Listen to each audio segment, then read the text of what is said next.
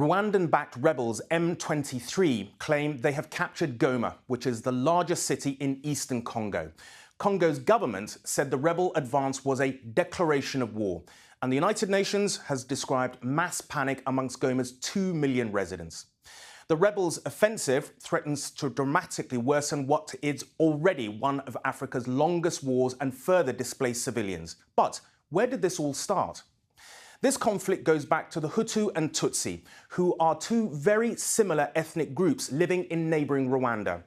The groups had fought several times since the fall of the Tutsi monarchy in 1959, and this culminated in 1994, when 800,000 members of the Tutsi minority community were killed by ethnic Hutu extremists in what was later recognised around the world as a genocide.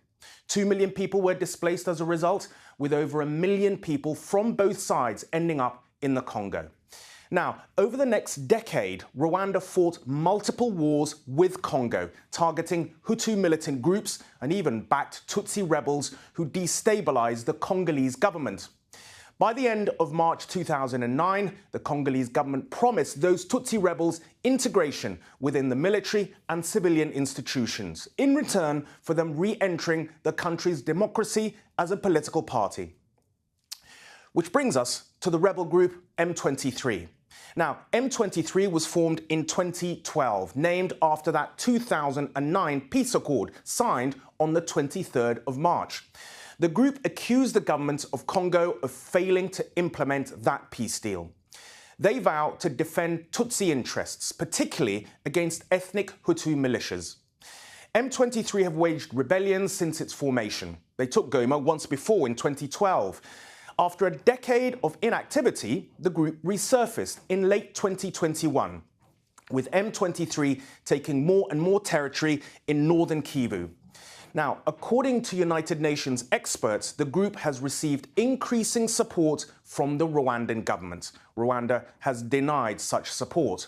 Yesterday, the president of Kenya, head of the East African Community of Nations, expressed dismay and concern. We do not see, from where I sit, a possibility of a military solution to the challenges that faced Eastern DRC.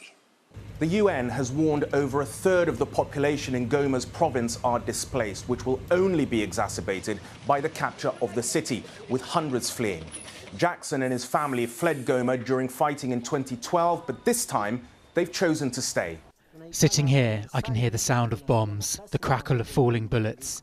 We decided to stay at home because as long as there are wars, those who flee the war can also die or live a bad life.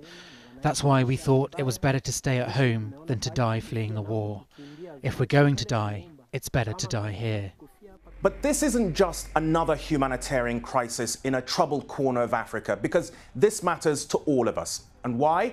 Because Eastern Congo has some of the richest reserves of critical minerals in the world. Almost every smartphone, smart fridge, electrical vehicle, solar panel and wind turbine would not work without the cobalt, tantalum, copper and rare earth elements mined in Eastern Congo. That is what is truly at the heart of this conflict and why it's getting the attention of major powers. It's also at the heart of the human tragedy in Congo, as people are uprooted again and again in wars for control of this vital region.